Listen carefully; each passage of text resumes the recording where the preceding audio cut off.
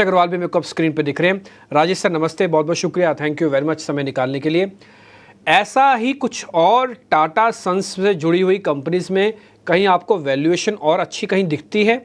जैसे अशेषा ने टाटा केमिकल्स का हिस्सा निकाला, आज रिएक्शन 10% का है। आप खुद जानते हो सकता है आपने भी अपने क्लाइंट्स को रिकमेंडेशन दे रखी हो।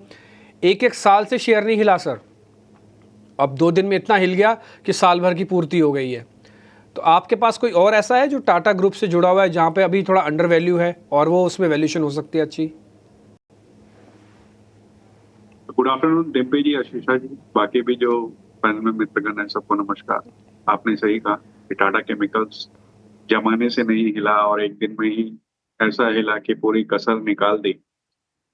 तो ये अपनी जगह है, बट कंपनी ऐसे बहुत अच्छी है, शानदार है। सोडा ऐश में अगर आप देखो तो बहुत बड़ा कारोबार है, न केवल भारत में फैला हुआ बल्कि विदेशों में भी फैला हुआ है। इस बार के नतीजे थोड़े से दबाव में आए, करीब करीब अगर मुझे ठीक से ध्यान है तो बॉटम लाइन पे 50-55% की ड्रॉप देखी गई थी। कारण थे कि सोडा ऐश की रियलाइजेशन कम हो गई थी, फ्रेट कॉस्ट बढ़ गए थे और इन सब कारणों से थोड़ा दबाव देखा गया था।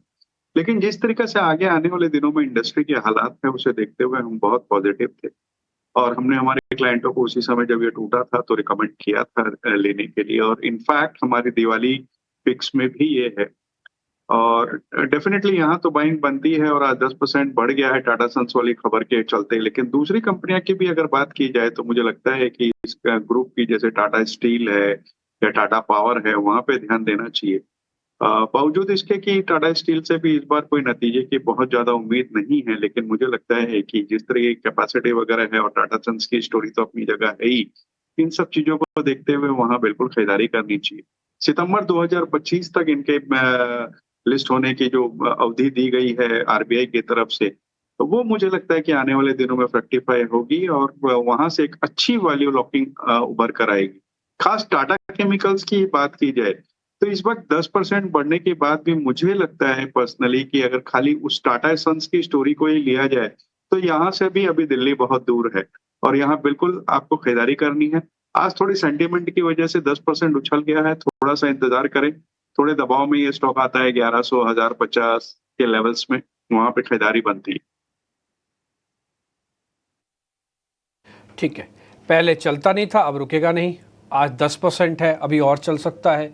तो आप 7 डेज में इसका प्रॉफिट देखोगे 8%, 1 मंथ में इसका प्रॉफिट देखोगे 16% और 3 मंथ में इसका प्रॉफिट देखोगे 14%। और अगर मैं 10% वाले हिस्से को हटा दूं तो मोटा मोटी आपने 3 महीने में 2-3% भी नहीं कमाया होगा इससे, टाटा केमिकल से। ये तो आज का हिस्सा इसके अंदर जुड़ रहा है।